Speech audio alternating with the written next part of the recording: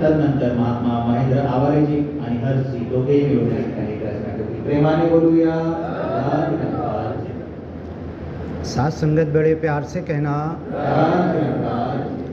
इस जग में मानव है जितने, सबके दिल की तमन्ना हो पूरी, सबको बना दे ज्ञानी ईमानी, दास तड़प कर दुआ कर रहा है, मेरी अरदास रहे ना अधूरी, सबको सिखा दे रूहानियत इंसानियत, दिलों से मिटा दे झगड़ा फसाद और हैवानियत, ए खुदा कह दे कुन फयकून, हर तरफ हो जाए सुकून ही सुकून, विस्तार असीम की ओर, विस्तार असीम की ओर, दौड़ो ए इंसानों ब्रह्म ज्ञान की ओर, आत्मा मंथन निरंकारी गुरु की शिकवन, गुरु की शिकवन। साथ संगत, अपने मन में डूबकर पाजा सुरागे ज़िंदगी, तू मेरा नहीं बनता न बन, अपना तो बन। ये आत्मा मंथन क्या है? अपना बनने का गुर सिखाया गया। मी कोण, मी कुठून आलो, मी आलो तरी मला करायचे काय आणि मला परत जायचे कुठे, हा विचार केलो ना, हाच आत्ममंथन आहे. आणि मी काय विचार करतो?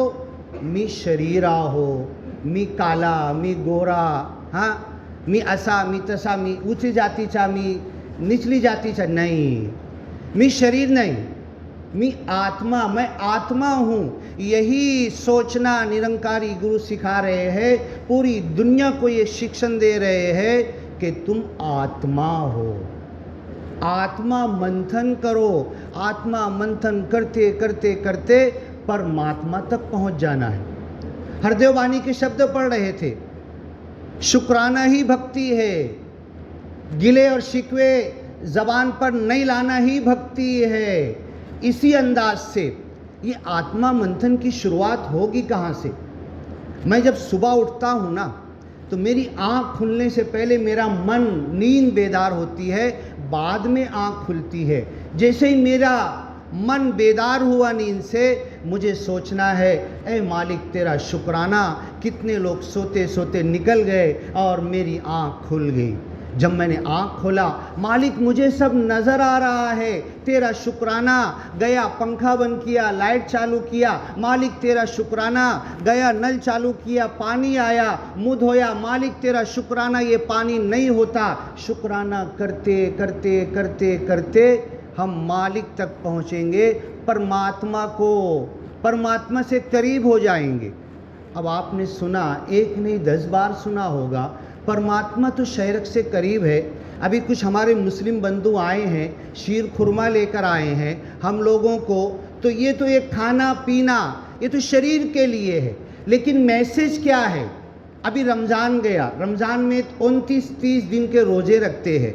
एक मौलाना मस्जिद में खड़े होके बोल रहे थे, गर्मी में रोज़ा रखते हैं, दोपहर में 2, 2:30, 3 बजे के वक्त सुबह से लेकर शाम सूर्य जाए तक एक थेम पानी सुद्धा मदे घेऊ शकत नहीं, और 5 टाइम वो नमाज के लिए वज़ू करना है, हाथ मुँह धोना। लाइन से बैठते हैं मस्जिद में, हाथ मुँह धोते हैं। अगर मौलाना ने एक उदाहरण दी, मैंने कुल्ली के लिए मुंह में पानी लिया और थोड़ा सा अंदर उतार लिया, बाकी फेंक दिया, मेरे बाजू जो व्यक्ति बैठा है उसको पता चलेगा क्या? मैंने कुल्ली को पानी लिया, थोड़ा अंदर, बाकी फेंक दिया, किसी को नहीं मालूम पड़ेगा। मौलाना बोलने लगे मस्जिद में, लेकिन अल्लाह, प्रभु, निराकार, ईश्वर, परमेश्वर, खुदा, वाहे गुरु, गॉड, इसको मालूम पड़ जाएगा। मस्जिद में एक व्यक्ति खड़ा हुआ, कहने लगा, मौलाना साहेब, म्हणजे अल्लाह म्हणजे आतमध्ये घुसला आहे का? आतमध्ये अल्लाह आहे का? अल्लाला कसं माहिती झाली? मी तोंडात पाणी घेतलो, आधा फेक दिया और आधा मध्ये घेतलो, अल्लाला कसं माहिती झाली? अल्लाह मध्ये आहे का माझा? बताओ, निरंकारी ज्ञान क्या है? आपने ज्ञान लिया है, यही तो ज्ञान है ना, अंग संग, यही तो बताया गया। और इस अंग संग का ख्याल करना कब होगा?